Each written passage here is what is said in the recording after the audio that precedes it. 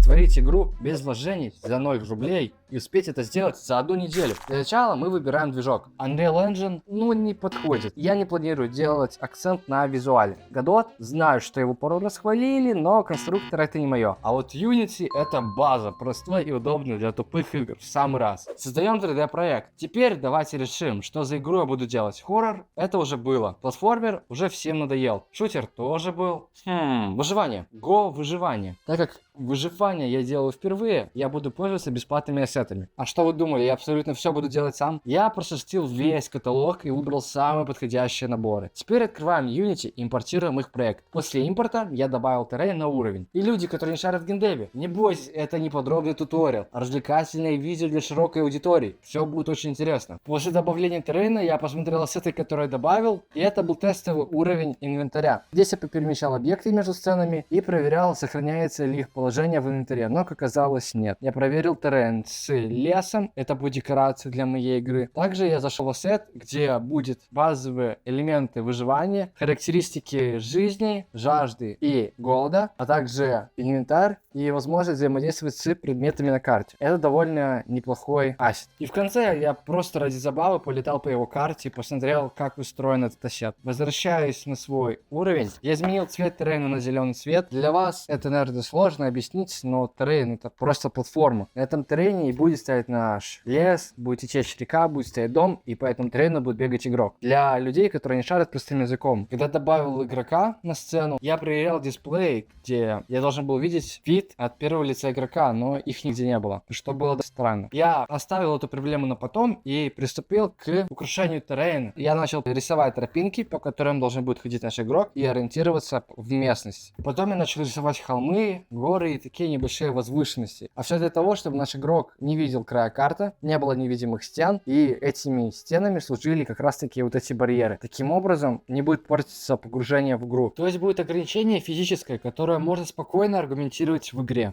Я нарисовал горы на заднем фоне, добавил им рельефа, и когда я протестировал и проверил, как это выглядит от первого лица игрока. Дальше я зарисовал немного за горами рельеф, хотя это в будущем не пригодится. На краю карты я поднял такие стены, как будто это холм, и наш игрок свалился немного в яму. Благодаря этим стенам наш игрок не сможет выйти за карту. Потом, изменив размер кисти, я уже приступил к рисованию самих гор. Сделал их серыми, а все для того, чтобы гора казалась горой, а не просто огромным зеленым холмом, на котором растут растения. Также начал делать каменную дорогу в некоторых местах, где раньше был город. И это будет небольшой лор в игре. И я зашел на скрипт, где увеличил скорость игрока, потому что карта слишком большая, и если наш игрок будет передвигаться медленно, то он быстро устанет, и ему это просто надоест. Дальше я стал на карту добавлять камни. Эти камни будут иметь особое значение. Вот, например, вот тут, в этой горе, этот камень является руинами. В остальных местах это естественный булыжник, который можно будет добыть. Я раскидал по карте камень. В некоторых местах его будет мало, в некоторых местах будет много. Все для того, чтобы на карте был какой-то баланс и не было избытка этой породы. Я стал добавлять небольшие каменные горы на краю карты, и для оптимизации убрал им коллайдер. И зачем их делать твердыми? Игрок все равно с ними никогда не столкнется. Для тех, кто не шарит, объясняю. Коллизия делает так, чтобы мы не проходили объект насквозь, а просто сталкивались с ним. Я убрал коллизию, то есть мы просто оптимизировали игру и все. Потому что, возможно, для вас это не совсем понятно. Добавил маленькие камешки на карту и начал приступать к рисованию травы. Сначала, когда добавил траву, была ошибка. Непонятная ошибка. Я решил добавить кусок травы отдельный. Ну а теперь эта ошибка исчезла, и я начал зарисовывать карту травой. Ну зачем нам лысая карта? Дальше я хотел добавить цветы, но вылезла какая-то ошибка. Мне было совсем непонятно. И в итоге я решил пока забить на эти цветы. Я добавил пару пней и потом начал добавлять деревья. С деревьями ошибок не было, все сразу заработало. Но я добавил сразу очень много деревьев. Прям такую рощицу.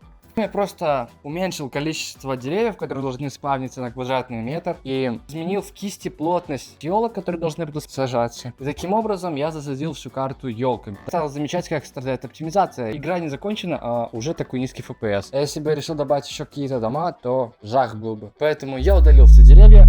Деревья исчезли, и я добавил два вида елок, высокие и низкие. Я начал работать над высокими, засадил карту, и у нас получился вот такой лес. Да, такая вот роща, я подкорректировал пару моментов, и вот когда мы ходим, мы видим деревья, грибочки, которые мы проходим насквозь, трава, Теперь я увеличил немного нашего игрока и поднял камеру выше. Вот другое дело. Теперь мы стали высокими. И деревья, ну, более-менее уже соответствуют пропорциям нашего игрока. Я просто прогулялся по карте, осмотрелся вокруг и понял, что... И я понял, что так долго продолжаться не может. И пора что-то менять. А менять надо префаб елки-палки. Я все-таки смог открыть префаб этого растения и добавить ему Mesh Collider. Для тех, кто не понимает, что это значит, Mesh Collider — это та же самая коллизия, про которую я говорил в камне. Просто сделаем так, чтобы наш игрок не проходил насквозь эти деревья. Я искал образец, я его нашел, и вот наша елка теперь все еще такая же прозрачная, когда мы в нее проходим. Ладно, пофиксим потом. Самое главное, что камни твердые и их нельзя пройти. Так, я прогулялся по карте и понял, что надо добавить нового игрока. В общем, я запустил игру от его лица. Уже показывается FPS, он довольно низкий. Но почему-то мы не можем двигаться. Двигается вот этот вот цилиндр, за которого мы играли 5 секунд назад.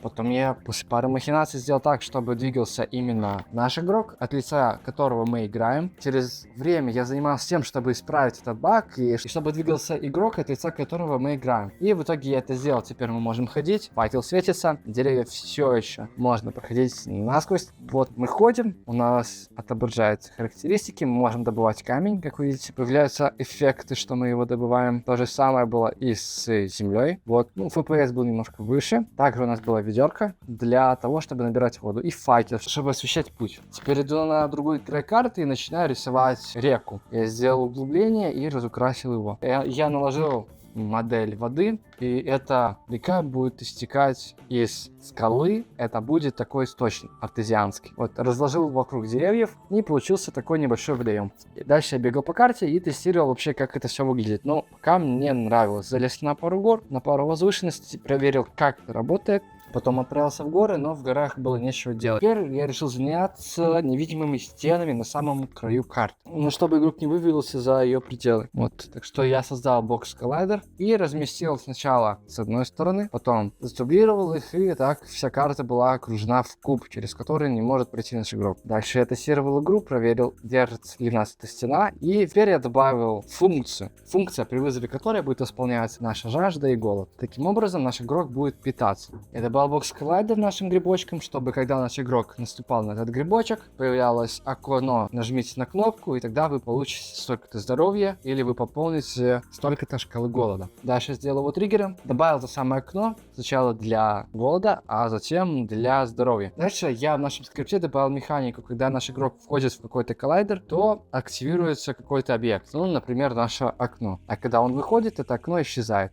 Проверяем, вот окно появилось, мы ушли, окно исчезло. Также я проверил это с грибами, и вот окно появляется, и нажать на него нельзя.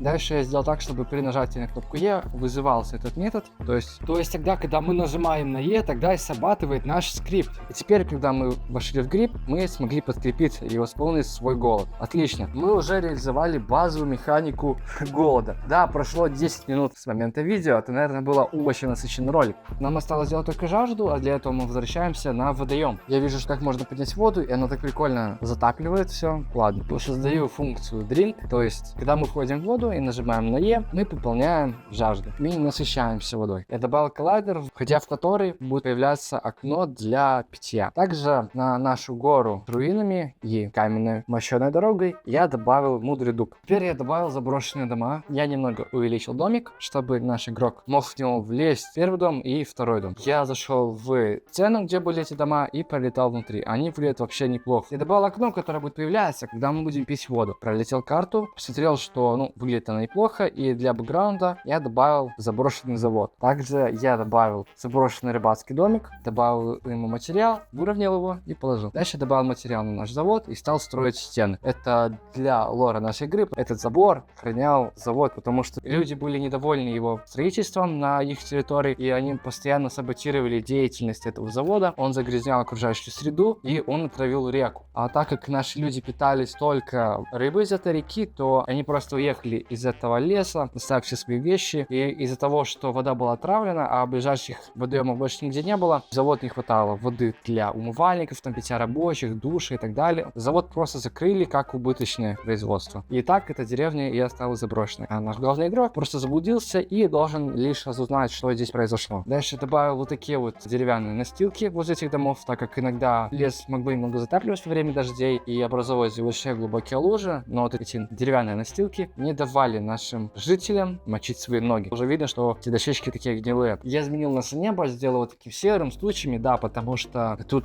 вся экосистема пострадала, тут очень пасмурно, тучи, и несмотря на то, что завод уже заброшен давно, но этот дым едкий так не рассосался. Я добавил небольшой деревенский заборчик. Этот забор построили уже местные жители. Может, раньше не выгуливали коров. Дальше я исправил еще пару вещей, изменил несколько механик, и наша игра готова. Да. А прежде чем я вам покажу, что получилось в итоге, пожалуйста, подпишитесь и поставьте лайк. Ладно, смотрите. Вот игра. У нас уменьшается голод. То есть у нас есть эти характеристики, которые мы должны пополнять. Мы не можем строить, мы только ходим, стараемся прокормиться, пропиться. Конечно, вы скажете, что чел, ну как-то механик вообще мало, и ты что-то тут нам надурил. Я вам скажу, что ради качества этого ролика немного пострадало качество самой игры. Все равно эту игру я сделал не для того, чтобы куда-то выложить, чтобы ее продать или заработать денег. Я сделал просто ради видео, чтобы вы посмотрели, как легко создавать игры, что это очень интересно придумывать, делать локации, что-то не так уж сложно. Тем более в интернете есть множество готовых ассетов, благодаря которым мы можем даже за одну неделю создать целую игру в одиночку. Я это делал не 24/7, посвящал 1-2 часа в день, и вот получилась такая игра прикольная. На съемки и монтаж этого видео ушло много времени, так что, пожалуйста, делитесь этим видео с друзьями. Если это видео наберет 30 лайков, то я выложу его в свой телеграм-канал, и вы сможете все его скачать и пройти его на своем ПК. Все, всем спасибо за просмотр, всем удачи, всем пока.